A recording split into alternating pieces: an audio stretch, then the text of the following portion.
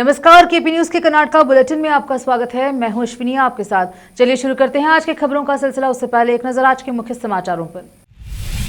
Media अकादमी और सूचना एवं जनसंपर्क विभाग के सहयोग से कल्याण कर्नाटका क्षेत्र के पत्रकारों के लिए एक दिवसीय कार्यशाला का उद्घाटन मंत्री ईश्वर खंडे ने किया।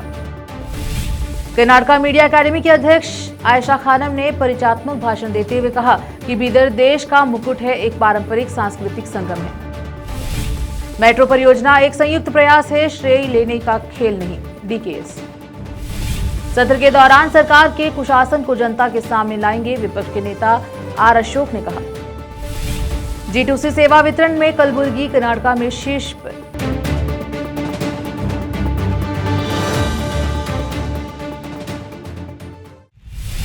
समाचारों का सिलसिला शुरू करते हुए देखते हैं समाचार विस्तार से।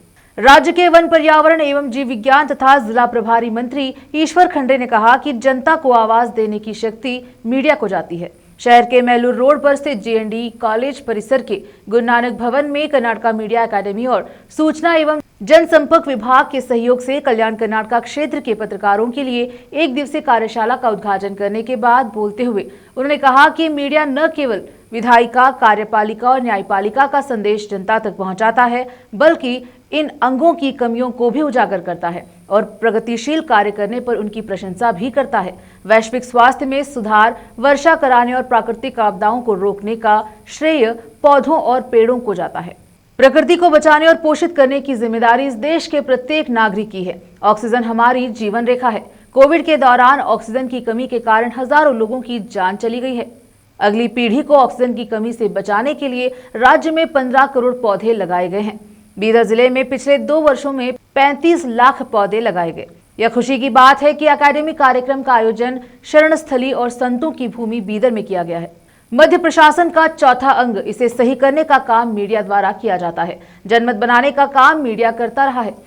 यह एक महान सेवा है। मीडिया के क्षेत्र में कई लोगों ने सेवा की है। मीडिया में हम कभी आगे नहीं बढ़ेंगे। कलम तलवार से भी तेज होता है और उसे इसका अच्छा उपयोग करना चाहिए। हम आज देखते हैं, सच्चाई को छिपाए बिना अच्छा काम करें। उन्होंने कहा कि अगर जिले में मीडिया प्रशिक्षण केंद्र की स्थापना पर जोर दिया जाए तो प्रशिक्षण केंद्र की स्थापना के लिए जगह उपलब्ध कराकर यहां के पत्रकारों के कौशल विकास में मदद मिलेगी। इस अवसर पर जिला कलेक्टर शिल्पा शर्मा, ग्राम पंचायत के CEO गिरीश बडोले, गुरुद्वारा प्रबंधक समिति के अध्यक्ष डॉक्टर सरदार बलबीर सिंह, मीडिया अकादमी की सचिव सहाना, सदस्य रश्मि, अब्बास मुल्ला, समाचार एवं जनसंपर्क विभाग के उपनिदेशक जड़ियप्पा, मंजुनाथ और कई अन्य लोगों ने भाग लिया। प्रशिक्षण में कल्याण कर्नाटका के बीदर, कलबुर्गी, यादगीर, रायचूर, कोप्पाल, बेल्लारी और विजयनगर जिलों के 200 से अधिक पत्रकारों ने भाग लिया। जिलाधिकारी शिल्पा शर्मा, बीदर जिला वार्ता अधिकारी ने भी बात की। संवाददाता अश्विनी रेड्डी के साथ कैमरामैन पपुराज का कवरेज। प्रथमವಾಗಿ ಶ್ರೀಮತಿ ಆಯೇಷಾ ಖಾನಂ ರವರು ಮಾಧ್ಯಮ ಅಕಾಡೆಮಿ ವತಿಯಿಂದ ಮತ್ತು ಸಾರ್ವಜನಿಕ ಸಂಪರ್ಕ ಇಲಾಖೆ ಸಹಯೋಗದಲ್ಲಿ ಈ ಮಾಧ್ಯಮ ತರಬೇತಿ ಕಾರ್ಯಾಗಾರ ಎಲ್ಲಿ ಮಾಡಬೇಕು ಅಂತ ಹೇಳಿ ಆಲೋಚನೆ ಮಾಡಿ ನಮ್ಮ ಬೀದರ್ನಲ್ಲಿ ಈಗಾಗಲೇ ಬಹಳ ಸವಿಸ್ತಾರವಾಗಿ ಮಾತನಾಡಿದ್ದಾರೆ। ಬೀದರ್ ನಮ್ಮ ಕರ್ನಾಟಕ ರಾಜ್ಯದ ಮುಕುಟ, ಕಿರೀಟ। ಈ ಬೀದರ್ನಲ್ಲಿ ಆಯೋಜನೆ ಮಾಡಿದ್ದಾರೆ। ಬೀದರ್ ಜಿಲ್ಲೆ ನಮ್ಮ ಒಂದು ಕಡೆ ಗಡಿ ಭಾಗದ ಜಿಲ್ಲೆ, ತೆಲಂಗಾಣ ಇದೆ, ಒಂದು ಕಡೆ ಮಹಾರಾಷ್ಟ್ರ ಇದೆ। ಈ ಜಿಲ್ಲೆಗೆ ತನ್ನದೇ ಆದಂತಹ ಶ್ರೇಷ್ಠ ಇತಿಹಾಸ ಇದೆ। 12ನೇ ಶತಮಾನದಲ್ಲಿ ಬಸವಾದಿ ಶರಣರು ಏನು ಸಮಾಜ ಧಾರ್ಮಿಕ ಕ್ರಾಂತಿ ಮಾಡಿದ್ರು, ಸಮಾನತೆಗಾಗಿ, ಸ್ವಾತಂತ್ರ್ಯಕ್ಕಾಗಿ, ಸರ್ವರಿಗೂ ಸಂಬಾಳು ಸಂಪಾಲು ಅಂತೇಳಿ ಹೇಳಿ ಇಡೀ ಜಗತ್ತಿಗೆ ಪ್ರಜಾಪ್ರಭುತ್ವದ ಪರಿಕಲ್ಪನೆ ತಂದುಕೊಟ್ಟು ಅನುಭವ ಮಂಟಪದ ಮುಖಾಂತರ ಇವತ್ತು ಅವರೇನೊಂದು ಸಂದೇಶವನ್ನು ಕೊಟ್ಟಿದ್ದಂಥದ್ದಿದೆ, ಇದು ಇಡೀ ಜಗತ್ತಿಗೆ ಮಾದರಿಯಾಗಿದೆ। ಯಾವ ರೀತಿಯಲ್ಲಿ ಸರ್ವಧರ್ಮ ಸಮನ್ವಯ ಅಂತ ಹೇಳ್ತೀವಿ, ಗುರುನಾನಕ್ ದೇವ್ಜಿಯವರು ಇಲ್ಲಿ ಬಂದು ಪಾದಾರ್ಪಣೆ ಮಾಡಿದಂಥದ್ದು ಇರಬಹುದು, ಮೊಹಮ್ಮದ್ ಗವಾನ್ನ ಅಂತಾರಾಷ್ಟ್ರೀಯ ವಿಶ್ವವಿದ್ಯಾಲಯ ಇಲ್ಲಿದ್ದು ವಿದೇಶಿಯರಿಗೂ ಸಹಿತ ಗುಣಾತ್ಮಕ ಶಿಕ್ಷಣ ಕೊಟ್ಟಂತದ್ದಿರಬಹುದು, ಇಲ್ಲಿ ಅನೇಕ ಸೂಫಿ ಸಂತರು ಆಗಿ ಹೋಗಿದ್ದಂಥದ್ದು, ಧಾರ್ಮಿಕ ಆಧ್ಯಾತ್ಮಿಕ ಕ್ಷೇತ್ರದಲ್ಲಿ ಬಹಳಷ್ಟು ಶ್ರೀಮಂತವಾಗಿದ್ರು. ನಮ್ಮ ಜಿಲ್ಲೆ ಆರ್ಥಿಕವಾಗಿ ಶೈಕ್ಷಣಿಕವಾಗಿ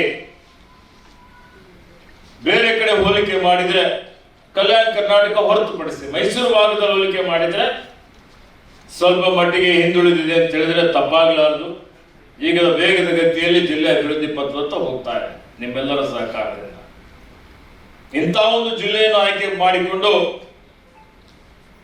ಬೀದರ್ನಲ್ಲಿ ಈ ಒಂದು ಮಾಧ್ಯಮ ತರಬೇತಿ ಕಾರ್ಯಾಗಾರ ಹಮ್ಮಿಕೊಂಡಿದ್ದಕ್ಕಾಗಿ ಆಯಿಷಾ ಖಾನಮ್ ರವರಿಗೂ ಮತ್ತು ಅವರೆಲ್ಲ ತಂಡದವರಿಗೂ ನನ್ನ ಪರವಾಗಿ, ಬೀದರ್ ಜಿಲ್ಲೆ ಜನರ ಪರವಾಗಿ ಹಾರ್ದಿಕ ಅಭಿನಂದನೆ, ಶುಭಾಶಯಗಳನ್ನು ಕೋರ್ತಾ ಇದ್ದೇನೆ. ಈಗಾಗಲೇ ಅವರು ಹೇಳಿದ್ರು, ಮಾಧ್ಯಮ ನಮ್ಮ ಪ್ರಜಾಪ್ರಭುತ್ವದ, ನಮ್ಮ ಆಡಳಿತದ 4ನೇ ಒಂದು ಆಧಾರ ಸ್ತಂಭ. ಶಾಸಕಾಂಗ, ಕಾರ್ಯಾಂಗ, ನ್ಯಾಯಾಂಗದ ನಂತರ ಮಾಧ್ಯಮದ ಮೇಲೂ ಅಷ್ಟೇ ಒಂದು ಜವಾಬ್ದಾರಿ ಇದೆ. ಯಾಕೆ 4ನೇ ಆಧಾರ ಸ್ತಂಭ ಅಂತ ಹೇಳ್ತೀವಿ? ಶಾಸಕಾಂಗ ನಾವು ಕಾಯ್ದೆ ಕಾನೂನು ಮಾಡ್ತೀವಿ, ಕಾರ್ಯಾಂಗ ಅದನ್ನು ಅನುಷ್ಠಾನ ಮಾಡ್ತದೆ, ನ್ಯಾಯಾಂಗ ಸಂವಿಧಾನಾತ್ಮಕವಾಗಿ ನಾವು ಮಾಡ್ತಾ ಇದ್ದೇವಲ್ಲ ಅನ್ನುವಂತ ನೋಡುವಂಥದ್ದು. ಇವೆಲ್ಲ ಎಲ್ಲೋ ಒಂದು ಕಡೆ ಲೋಪದೋಷಗಳಿದ್ದಂತ ಸಂದರ್ಭದಲ್ಲಿ ಅದನ್ನು ಜನರಿಗೆ ತಂದು ಜನರಿಗೆ ಮುಟ್ಟಿಸುವಂತ ಒಂದು ಮಹತ್ತರವಾದಂತ ಕೆಲಸ, ಮತ್ತೆ ಸಮಾಜದಲ್ಲಿ ಒಂದು ಜನಾಭಿಪ್ರಾಯ ಮೂಡುವಂತ ಶಕ್ತಿ ಯಾರಿಗಾದ್ರೂ ಇದ್ರೆ ಅದು ಮಾಧ್ಯಮಕ್ಕಿದೆ ಅಂತಲೇ ಬಹಳ ಹೆಮ್ಮೆಯಿಂದ ಹೇಳಿಕೆ ಬಯಸ್ತಾರೆ. ಅದಕ್ಕೆ ಪತ್ರಿಕಾ ವೃತ್ತಿ ಇದೊಂದು ಬರೀ ವೃತ್ತಿ ಅಲ್ಲ, ಇದೊಂದು ಪವಿತ್ರವಾದಂತ ವೃತ್ತಿ ಅಂತೇಳಿ ನಾವೆಲ್ಲ ಸಮಾಜ ಸೇವೆ ಅಂತ ನಾವು ತಿಳ್ಕೊಳ್ಬೇಕಾಗ್ತದೆ. ಆತ್ಮೀಯ ಬಂಧುಗಳು, ಇವತ್ತು ನೀವು ನೋಡಿ, ಇವತ್ತಿನಿಂದಲ್ಲ ಸ್ವಾತಂತ್ರ್ಯ ಪೂರ್ವದಿಂದಲೂ ಸಹಿತ ನಮ್ಮೆಲ್ಲ ಸ್ವಾತಂತ್ರ್ಯ ಸೇನಾನಿಗಳು ಹೋರಾಟ ಮಾಡುವಂತಹ ಸಂದರ್ಭದಲ್ಲಿ ಅವತ್ತೇನು ಅನಕ್ಷರತೆ ಇತ್ತು. ಯಾರು 10-15% ಸಾಕ್ಷರತೆ ಮಾತ್ರ ಇತ್ತು, ಯಾರಿಗೂ ವಿದ್ಯಾಭ್ಯಾಸ ಮಾಡಿರಲಿಲ್ಲ. ಅಂತ ಸಮಯದಲ್ಲಿ ಸಹಿತ ಬಾಲ್ ಗಂಗಾಧರ್ ತಿಲಕ್ರವರು, ರಾಷ್ಟ್ರಪಿತ ಮಹಾತ್ಮ ಗಾಂಧೀಜಿಯವರು, ಸಂವಿಧಾನ ಶಿಲ್ಪಿ ಡಾಕ್ಟರ್ ಬಾಬಾ ಸಾಹೇಬ್ ಅಂಬೇಡ್ಕರ್ ಅವರು ಮಾಧ್ಯಮದ ಮುಖಾಂತರ, ಪತ್ರಿಕೆಗಳ ಮುಖಾಂತರ ಸಮಾಜದಲ್ಲಿ ಒಂದು ಪರಿವರ್ತನೆ, ಒಂದು ಬದಲಾವಣೆ ತರಲಿಕ್ಕೆ ಅವರಲ್ಲಿ ರಾಷ್ಟ್ರೀಯತೆ, ದೇಶಭಕ್ತಿ ಕಿಚ್ಚು ಹತ್ತಿಸುವಂತ ಒಂದು ಕೆಲಸವನ್ನು ಮಾಡಿದಂಥದ್ದು ನಾವು ನೋಡಿದ್ದೇವೆ. ಸುಮಾರು 245 ವರ್ಷಗಳ ಇತಿಹಾಸ. ಬೆಂಗಾಲ್ ಗೆಜೆಟ್ ಬಂದು 1780ರಲ್ಲಿ ಬಂತು. ಕರ್ನಾಟಕದಲ್ಲಿ 1843ರಲ್ಲಿ ಮಂಗಳೂರು ಸಮಾಚಾರ ಬಂತು. 182 ವರ್ಷಗಳ ಇತಿಹಾಸ. ಸುದೀರ್ಘವಾದಂತಹ ಇತಿಹಾಸದಲ್ಲಿ ಬಹಳಷ್ಟು ಸಾಧನೆ, ಬಹಳಷ್ಟು ಕೊಡುಗೆ ಮಾಧ್ಯಮದವರು ಮಾಡಿದ್ದಾರೆ ಅನ್ನುವಂಥ ಮಾತನ್ನು ನಾನು ಇಲ್ಲಿ ಹೇಳಿಕೆ ಬಯಸ್ತಾ ಇದ್ದೇನೆ.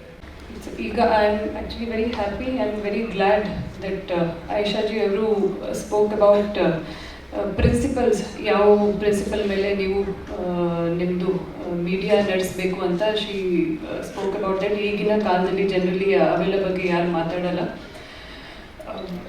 ನೀವೆಲ್ಲರಿಗೂ ಗೊತ್ತಿದ್ದಂಗೆ ನಮ್ಮ ಡೆಮೋಕ್ರೆಸಿಯ ಎಷ್ಟು ಪಿಲ್ಲರ್ಸ್ ಇದ್ದಾವೆ? 4 ಪಿಲ್ಲರ್ಸ್. ಜನರಲಿ ನಾವು 3 ಪಿಲ್ಲರ್ಸ್ ಬಗ್ಗೆ ಮಾತಾಡ್ತಿದ್ವು: ಎಕ್ಸಿಕ್ಯೂಟಿವ್, ಲೆಜಿಸ್ಲೇಚರ್, ಜುಡಿಷರಿ. ಈಗ ಇತ್ತೀಚೆಗೆ 4ನೇ ಪಿಲ್ಲರ್ ಕೂಡ ಆ್ಯಡ್ ಆಗಿದೆ. 4ನೇ ಪಿಲ್ಲರ್ ಯಾರು? Media. So media is the 4th pillar of democracy. You all are 4th pillar of democracy. ಆ ಡೆಮೋಕ್ರೆಸಿ ಪಿಲ್ಲರ್ ಆಗಿ ಅಂದರೆ ಅದನ್ನ ಕೆಲವೊಂದು ಎಂಟೈಟಲ್ಮೆಂಟ್ಸ್ ಕೂಡ ಇರ್ತದೆ, ಆದರೆ ಜವಾಬ್ದಾರಿಗಳು ಕೂಡ ಇರ್ತದೆ. ಎಂಟೈಟಲ್ಮೆಂಟ್ಸ್ ಅಂದರೆ you will just throw your weight ಅಷ್ಟೇ ಇಲ್ಲ, ಜವಾಬ್ದಾರಿ ಕೂಡ ಇದೆ. ಡೆಮೋಕ್ರೆಸಿಯ ಪಿಲ್ಲರ್ ಆಗಿ ಕೆಲಸ ಮಾಡುವಾಗ we have to work with certain principles. ಯಾವುದು? I am also a part of executive. ನಾವು ಕೂಡ ಆ ಪ್ರಿನ್ಸಿಪಲ್ಗಳನ್ನು ಫಾಲೋ ಮಾಡಬೇಕಾಗುತ್ತೆ, ನೀವು ಕೂಡ ಆ ಪ್ರಿನ್ಸಿಪಲ್ಗಳನ್ನು ಫಾಲೋ ಮಾಡಬೇಕಾಗುತ್ತೆ. ಯಾವುದು? One is neutrality, objectivity, integrity. Neutrality ಅಂದರೆ ನಿಷ್ಪಕ್ಷವಾದ. ಕೆಲವೊಂದು ನಾವು ಏನು ನೋಡ್ತೀವಿ, ಗ್ರೂಪಿಸಮ್ ಅಂದರೆ ಒಂದು ಪರ್ಟಿಕ್ಯುಲರ್ ಗ್ರೂಪ್ ಸಲುವಾಗಿ ನ್ಯೂಸ್ ಮಾಡ್ತಾರೆ. ಅಥವಾ ಆಸ್ ಎಕ್ಸಿಕ್ಯೂಟಿವ್ ಆಲ್ಸೋ ಕೆಲವೊಂದು ಅಧಿಕಾರಿಗಳು ಆಗಲಿ ಬೇರೆ ಇದು ಆಗಲಿ ಒಂದು ಪರ್ಟಿಕ್ಯುಲರ್ ಗ್ರೂಪ್ ಸಲುವಾಗಿ ಕೆಲಸ ಮಾಡ್ತಾರೆ. That is not correct. Individual benefits ಸಲುವಾಗಿ, ಒಂದು ಪರ್ಸನಲ್ ಬೆನಿಫಿಟ್ ಸಲುವಾಗಿ ನಾವು ಕೆಲಸ ಮಾಡಿದರೆ ನಾವು ಕರೆಕ್ಟಾಗಿ ಸುದ್ದಿ ಕೊಡೋಕ್ಕೆ ಆಗಲ್ಲ. ಸೊ ನಿಷ್ಪಕ್ಷವಾಗಿ ನಾವು ಕೆಲಸ ಮಾಡಬೇಕಾಗುತ್ತೆ. ಆಬ್ಜೆಕ್ಟಿವಿಟಿ ಅಂದರೆ ಒಂದು ಉದ್ದೇಶ ನಮ್ಮಲ್ಲಿ ಇರಬೇಕು. ಉದ್ದೇಶ ಏನಂದರೆ ಕರೆಕ್ಟಾಗಿ ನ್ಯೂಸ್, ಫ್ಯಾಕ್ಚುಯಲ್ ನ್ಯೂಸ್ ನಾವು ಕೊಡಬೇಕು. ಕೆಲವೊಂದು ಬರೀ ಫೇಕ್ ನ್ಯೂಸ್ ಕೂಡ ನಮ್ಮ ಗಮನಕ್ಕೆ ಬರುತ್ತೆ. ಆ ಥರದ್ದು ಡೆಫಿನೆಟ್ಲಿ ವಿ ಶುಡ್ ಅವಾಯ್ಡ್. ನಿಮ್ಮದು ಇನ್ನೊಂದು ಆಬ್ಜೆಕ್ಟಿವ್ ಇದೆ, ಒಪಿನಿಯನ್ ಬಿಲ್ಡಿಂಗ್. ಜನರಲಿ ಅಂದರೆ ಒಂದು ಸೋಷಲ್ ಕಾಸ್ ಇರಲಿ, ಒಂದು ಸೋಷಲ್ ಸಬ್ಜೆಕ್ಟ್ ಇರಲಿ, ಎಲ್ಲ ಜನರಲ್ಲಿ ಒಪಿನಿಯನ್ ಅದರ ಬಗ್ಗೆ ಇರಲಿಕ್ಕೆ ಸಾಧ್ಯ ಇಲ್ಲ. Because we have our limited capacity. ನೀವು ಆ ಸೋಷಲ್ ಕಾಸ್ ಬಗ್ಗೆ ಒಪಿನಿಯನ್ ಬಿಲ್ಡಪ್ ಮಾಡ್ತೀರಿ. ಆ ಬಿಲ್ಡಪ್ ಮಾಡೋದು ಕೂಡ ನಿಮ್ಮ ಜವಾಬ್ದಾರಿ. ಆದರೆ ಆ opinion again should be neutral, ನಿಷ್ಪಕ್ಷವಾದ ಇರಬೇಕು ಮತ್ತು ಕರೆಕ್ಟ್ ಇನ್ಫಾರ್ಮೇಷನ್ ಜೊತೆಲಿ ಇರಬೇಕು. ಸಬ್ಜೆಕ್ಟ್ ಮ್ಯಾಟರ್ ಬಗ್ಗೆ ಮಾತಾಡುವಾಗ ನಾವು ನ್ಯೂಸ್ ಪೇಪರ್ ಖರೀದಿ ಮಾಡ್ತೀವಿ ಅಲ್ವಾ? ನಾವು ನ್ಯೂಸ್ ಪೇಪರ್ ಖರೀದಿ ಮಾಡುವಾಗ ನಮ್ಮ ಗಮನದಲ್ಲಿ ಏನಿರ್ತದೆ, ಯಾವ ಥರದ ನ್ಯೂಸ್ ನಾವು ಓದಬೇಕು. One is starting from top, international relations, national, ಆಮೇಲೆ ಸ್ಟೇಟ್, ಆಮೇಲೆ ರೀಜನಲ್, ಅಥವಾ ರೀಜನಲ್, ಸ್ಟೇಟ್, ನ್ಯಾಷನಲ್, ಇಂಟರ್ನ್ಯಾಷನಲ್. ಈಗ ಇಟ್ ಡಿಪೆಂಡ್ಸ್ ಆನ್ ಮೀ. ನನಗೆ ಅಂದರೆ ಸ್ಟೇಟ್ ಸುದ್ದಿ ಜಾಸ್ತಿ ಬೇಕಿದ್ರೆ ನಾವು ಸ್ಟೇಟ್ ನ್ಯೂಸ್ ಪೇಪರ್ ಯಾವುದೋ ಒಂದು ಖರೀದಿ ಮಾಡ್ತೀವಿ. ಆದರೆ ಆ ಸ್ಟೇಟ್ ಸುದ್ದಿ ಜೊತೆಯಲ್ಲಿ ನಮಗೆ ಅದರಲ್ಲಿ ಕೆಲವೊಂದು percentage, 5% may be international relations ಕೂಡ ಇರಲೇಬೇಕು. ಆದರೆ ಅದು ಆಗಿಲ್ಲ ಅಂದರೆ my opinion will be limited. ನಾವು ಬರೀ ಒಂದೇ ನ್ಯೂಸ್ ಓದ್ತಾ ಇದ್ದೀವಿ ಅಂದರೆ I am just stuck with that. So ನೀವು ಸ್ಟೇಟ್ ನ್ಯೂಸ್ ಎಡಿಟರ್ ಇದ್ದರೆ ಕೂಡ ಕೆಲವೊಂದು ಮಟ್ಟದ ನಿಮ್ಮದು ರೀಜನಲ್ ಕೂಡ ಅದರಲ್ಲಿ ಬರಬೇಕು, ಸ್ಟೇಟ್ ಮ್ಯಾಕ್ಸಿಮಮ್ ನಿಮ್ಮದು ಇರಬೇಕು, ನ್ಯಾಷನಲ್ ಹಂತದಲ್ಲಿ ಏನು ನಡೀತಾ ಇದೆ ಅದನ್ನು 10%, 20% ಇರಲೇಬೇಕಾಗುತ್ತೆ. ಆ್ಯಂಡ್ ಇಂಟರ್ನ್ಯಾಷನಲ್ ರಿಲೇಷನ್ಸ್ ಕೂಡ 5% ನೀವು ಇಡಬೇಕಾಗುತ್ತೆ. ಅದಕ್ಕೂ ಅಧಿಕ ಎಕರೆ ಅತಿಕ್ರಮಣ ಭೂಮಿಯನ್ನು ತೆರವುಗೊಳಿಸಿರುವ ನಮ್ಮ ಹೆಮ್ಮೆಯ ಅರಣ್ಯ ಸಚಿವರಿಗೆ ನಿಮ್ಮೆಲ್ಲರ ಪರವಾಗಿ, ಮಾಧ್ಯಮ ಅಕಾಡೆಮಿ ಹಾಗೂ ವಾರ್ತಾ ಇಲಾಖೆ ಪರವಾಗಿ ಹೃತ್ಪೂರ್ವಕ ಧನ್ಯವಾದಗಳು. ಅದೇ ರೀತಿ ಈ ಕಾರ್ಯಕ್ರಮಕ್ಕೆ ಕಾರಣೀಕರ್ತರಾದ ನಮ್ಮ ಅಕಾಡೆಮಿಯ ಅಧ್ಯಕ್ಷರಾದ ಆಯೇಷಾ ಖಾನಮ್ ಅವರಿಗೆ, ಈ ಸಂಸ್ಥೆಯ ಅಧ್ಯಕ್ಷರಾದ ಬಲ್ಜೀರ್ ಸಿಂಗ್ ಸಾಹೇಬರಿಗೆ, ನಮ್ಮ ಮಾನ್ಯ ಜಿಲ್ಲಾಧಿಕಾರಿಗಳಾದ ಶಿಲ್ಪಾ ಶರ್ಮಾ ಮೇಡಮ್ ಅವರಿಗೆ, ಜಿಲ್ಲಾ ಪಂಚಾಯತ್ CEO ಡಾಕ್ಟರ್ ಗಿರೀಶ್ ಬದೋಲೆ ಅವರಿಗೆ, ನಮ್ಮ ಮಾಧ್ಯಮ ಅಕಾಡೆಮಿಯ ಸದಸ್ಯರಾದ ನಮ್ಮ ಗೆಳೆಯರಾದ ಅಬ್ಬಾಸ್ ಅವರಿಗೆ, ನಮ್ಮ ರಶ್ಮಿ ಮೇಡಮ್ ಅವರಿಗೆ, ಸಹನಾ ಅವರಿಗೆ ಹಾಗೂ ಎಲ್ಲರಿಗೂ ಧನ್ಯವಾದಗಳನ್ನ ಅರ್ಪಿಸ್ತೀನಿ. ಶರಣಾರ್ಥಿ. ಧನ್ಯವಾದಗಳು. ಈಗ ಗೋಷ್ಠಿ ಆರಂಭಗೊಳ್ಳುತ್ತದೆ. बीदर में कर्नाटका मीडिया एकेडमी और सूचना एवं जनसंपर्क विभाग के सहयोग से कल्याण कर्नाटका क्षेत्र के पत्रकारों के लिए एक दिवसीय कार्यशाला कर्नाटका मीडिया एकेडमी के अध्यक्ष आयशा खानम ने परिचयात्मक भाषण देते हुए कहा कि बीदर देश का मुकुट है, एक पारंपरिक सांस्कृतिक संगम है। यहाँ का नेतृत्व अद्वितीय है। यहाँ के नेता इस क्षेत्र के विकास के लिए प्रतिबद्ध है। इस कार्यक्रम का उद्देश्य नए तकनीकी युग में पत्रकारों के मीडिया मित्रों को प्रेरित करना है। ग्रामीण पत्रकार सच्ची खबरें देते हैं। अकादमी बेजुबानों को आवाज देकर ऐसे लोगों को प्रशिक्षित करने का काम कर रही है। कल्याण कर्नाटका के विकास के लिए मीडिया की क्या भूमिका है, यह जानना जरूरी है। इसी संदर्भ में एक कार्यक्रम आयोजित किया गया है। उन्होंने कहा कि तथ्यों की खोज की जानी चाहिए। फर्जी खबरें मीडिया के लिए एक विष के रूप में काम करती हैं, इसलिए मीडिया मित्रों को जिम्मेदारी लेनी चाहिए और खबरों का प्रसार करना चाहिए। AI घातक नहीं है, यह एक पूरक के रूप में काम करता है। पत्रकार समूहों में बट गए हैं, हमें एक साथ आने की जरूरत है।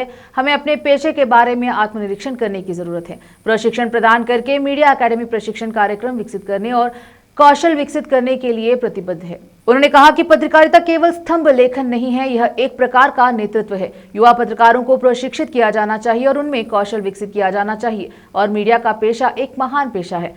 संवाददाता अश्विनी रेड्डी के साथ कैमरामैन पपुराज का कवरेज। बहुत मन कर रहा है आज हिंदी में बात करूं, क्योंकि बीदर में बहुत सारे लोग हिंदी में बात करते हैं। यहाँ के लोग बहुत मन करे, लेकिन मैं कोशिश करूंगी दोनों मिला के बात करने के लिए।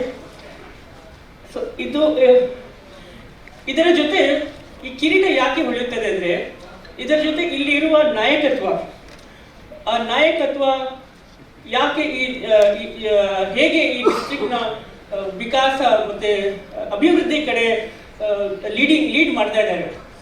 Leader like Ishwar Khandre ji, he is here with us. One of the most dynamic and influential and most respected leaders from this region. Normally environment ministry andre people normally portfolios koduvaga ಹೇಳ್ತಾರೆ environment ministry ಬೇಡ ನನಗೆ, ನಾನು home ministry ಬೇಕು, finance ministry ಬೇಕು ಅಂತ ಬರುತ್ತೆ, isn't it sir? So people think environment ministry is like little it takes a back seat. But ಆದರೆ ಈಶ್ವರ್ ಖಂಡ್ರೆ ಅವರು ಈ ಎನ್ವೈರನ್ಮೆಂಟ್ ಮಿನಿಸ್ಟ್ರಿಗೆ ಇಡೀ ಗೌರ್ಮೆಂಟ್ ಒಂದು ಕ್ರೀಮ್ ಮಾಡಿದ್ದಾರೆ. ಕ್ರೀಮ್ ಯಾಕೆ, ಇಡೀ ಕೇಕ್ ಮಾಡಿಬಿಟ್ಟಿದ್ದಾರೆ ಅವರು ಎನ್ವೈರನ್ಮೆಂಟ್ ಮಿನಿಸ್ಟ್ರಿಯಿಂದ, ವಿತ್ ಹಿಸ್ ಡೈನಾಮಿಕ್ ಆಕ್ಟಿವಿಟೀಸ್, ಅವರ ಪ್ರೋಗ್ರಾಮ್ಸ್, ಅವರ dynamic activities. He's done lots to make this region more developed and he represents it very well in the government. Actually ನಾನು ಒಂದು ಲೈಟರ್ ಮೂಮೆಂಟ್ ನಿಮ್ಮ ಮುಂದೆ ಹೇಳ್ತೀನಿ. ಈಶ್ವರ್ ಖಂಡ್ರೆ ಅವರು ಅವ್ರ ಈವೆಂಟ್ಸ್ ಎಷ್ಟು ದೊಡ್ಡ ಲೆವೆಲಲ್ಲಿ ಮಾಡ್ತಾರೆ ಅಂದರೆ, ಹಿ needs only the Vidhana Soudha grand steps. ಅದಕ್ಕಿಂತ ಚಿಕ್ಕ ಪ್ರೋಗ್ರಾಮ್ ಮಾಡೋದಿಲ್ಲ ಅವರು. ನಾವು ಅಲ್ಲಿಂದ ಸಮ್ಟೈಮ್ಸ್ ವಿಧಾನಸೌಧ ಮುಂದೆ ನಾವು ಮೀಡಿಯಾ ಅವರು ಹೋಗ್ತಾ ಇದ್ರೆ ಅಲ್ಲಿ ಪ್ರಿಪ್ರೇಷನ್ಸ್ ನಡೀತಾ ಇರುತ್ತೆ ಸ್ಟೆಪ್ಸ್ ಮುಂದೆ. ಸೊ ಇಮಿಡಿಯೇಟ್ಲಿ ಮೈಂಡ್ ಬರೋದು ಈಶ್ವರ್ ಖಂಡ್ರೆ ಅವರು ಏನಾದರೂ ಪ್ರೋಗ್ರಾಮ್ ಮಾಡ್ತಾ ಇರ್ಬೋದು, ಅದಕ್ಕೆ ಅಲ್ಲಿ ಅಷ್ಟೊಂದು ತಯಾರಿ ನಡೀತಾ ಇದೆ. ಈಶ್ವರ್ ಖಂಡ್ರೆ ಅವ್ರು ಏನಾದರೂ ಬಿಗ್ ಇವೆಂಟ್ ಮಾಡ್ತಾ ಇರ್ಬೋದು.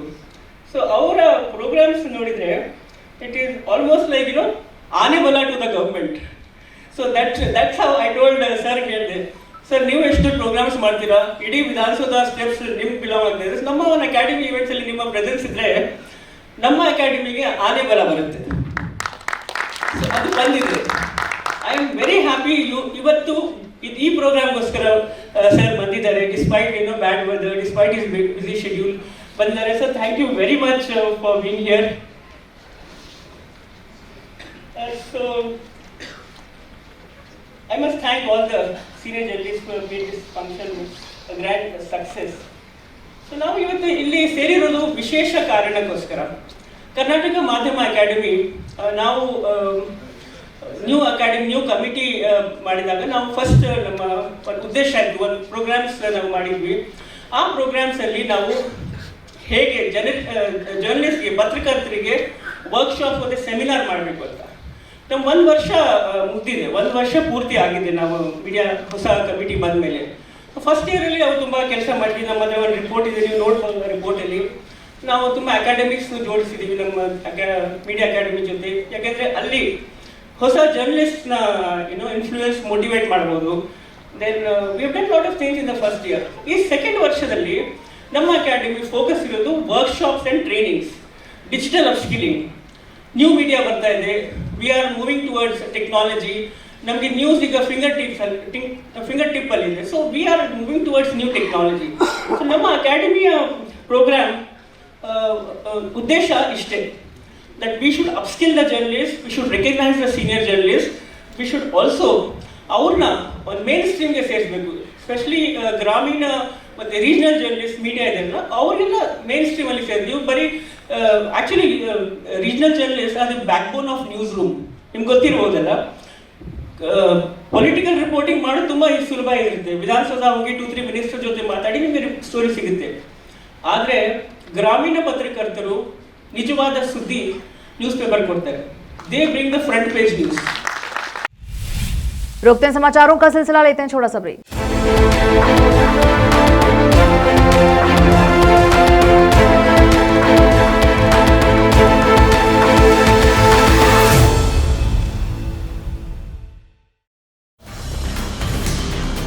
हिंदुस्तान के हर कोने में हम हैं मौजूद। 24 घंटे हालात पर गहरी नजर, खबरों से जुड़े चुपते सवालात, और आपको दिखाता है धार्मिक, सामाजिक, राजनीतिक, लोकल और इंटरनेशनल न्यूज की सबसे बेहतर कवरेज, जो आपको रखती है हर पल बाखबर। देश और दुनिया भर की खबर के लिए देखते रहें KP news 24/7। Noor education trust Bidar की ओर से चलाए जाने वाला Noor MEd and BEd college Bidar recognized by NCTE Delhi and affiliated to Bidar University, Bidar. Admission are open for the academic year 2023-24. विशेषज्ञ और सक्षम शिक्षकों द्वारा शिक्षा प्राप्त करने के लिए नूर एमएड एंड बीएड कॉलेज में दाखिला लें और शांत वातावरण में शिक्षा प्राप्त करें। बीदर शहर में बेहतर शिक्षा का एकमात्र केंद्र Noor MEd and BEd college, Shahpur gate, Bidar. Phone numbers 9945283920, 8482221297।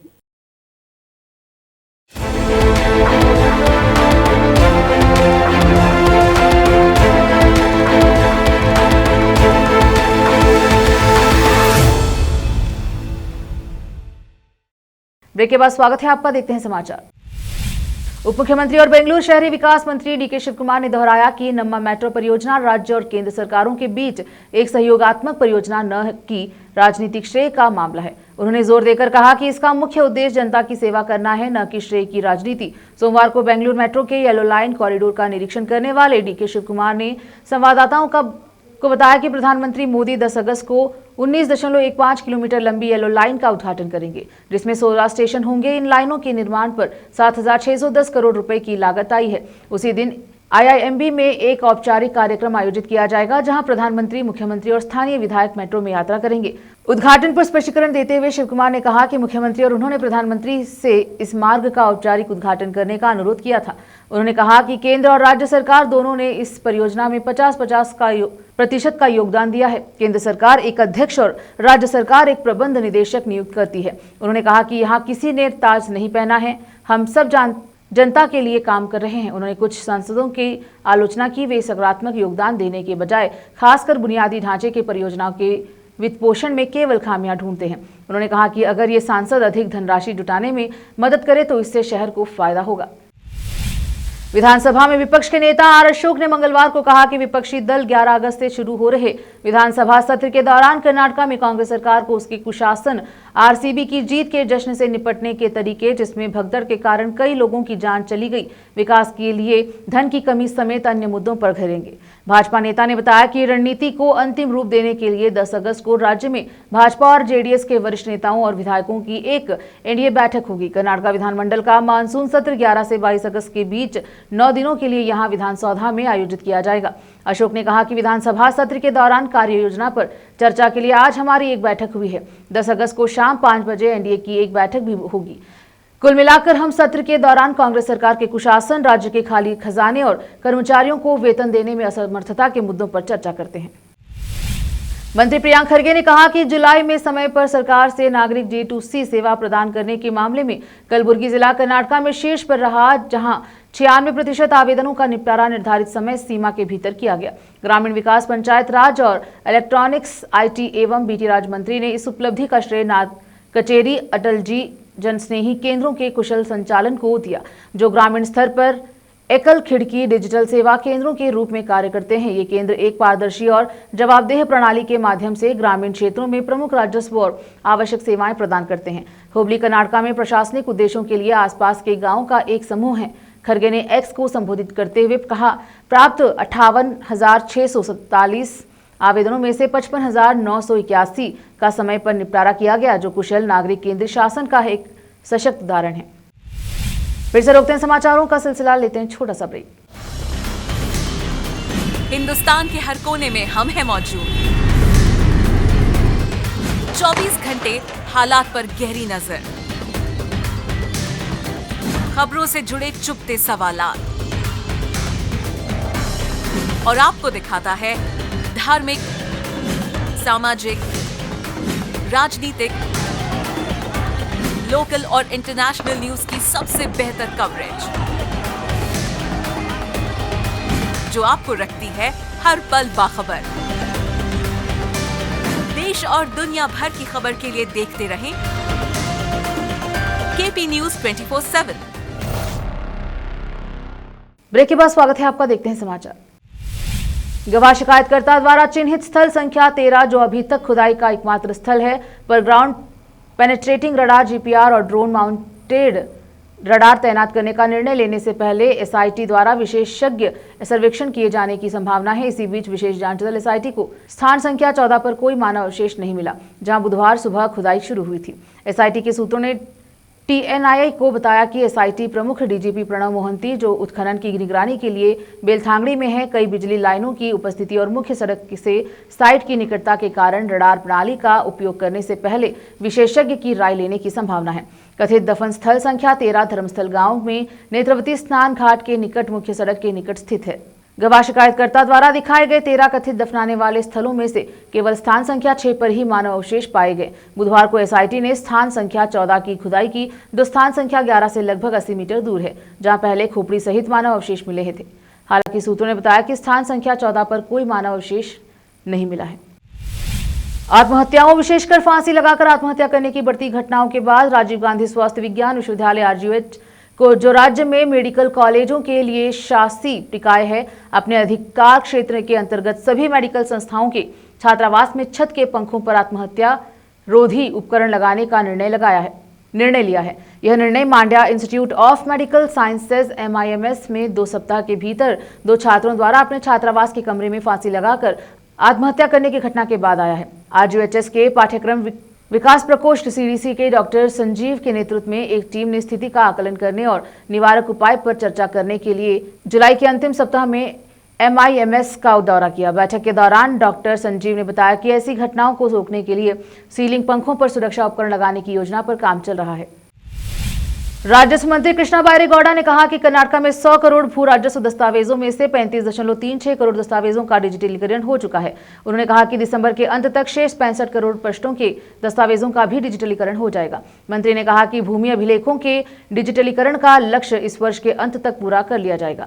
Bengaluru शहरी उपायुक्त कार्यालय में भू सुरक्षा योजना का शुभारंभ करने के बाद बोलते हुए मंत्री ने कहा कि अब से सहायक आयुक्त और उपायुक्त कार्यालय भी दस्तावेजों को स्कैन करना शुरू कर देंगे। उन्होंने बताया कि 246 तालुके के तहसीलदार कार्यालय में A और B खतों को स्कैन कर लिया गया है। भूस्वामी डिजिटलीकरण के लिए भू सुरक्षा वेबसाइट के माध्यम से आवेदन कर सकते हैं। अगर उन्हें ऑनलाइन आवेदन करना नहीं आता तो वे नाडा कचेरी में आकर आवेदन कर सकते हैं।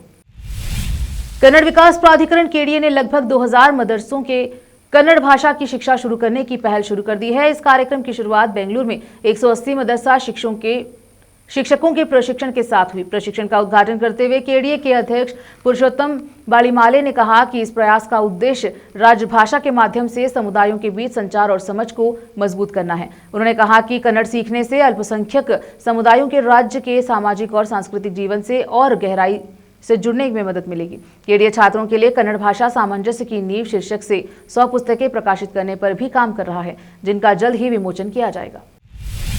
फिर से एक नजर आज के मुख्य समाचारों पर। मीडिया अकादमी और सूचना एवं जनसंपर्क विभाग के सहयोग से कल्याण कर्नाटक क्षेत्र के पत्रकारों के लिए 1 दिवसीय कार्यशाला का उद्घाटन मंत्री ईश्वर खंडे ने किया।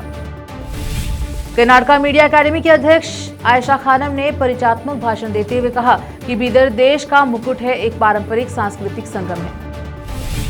मेट्रो परियोजना एक संयुक्त प्रयास है, श्रेय लेने का खेल नहीं, DKS।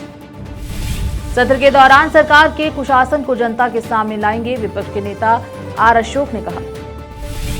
G2C सेवा वितरण में कलबुर्गी कर्नाटक में शीर्ष पर।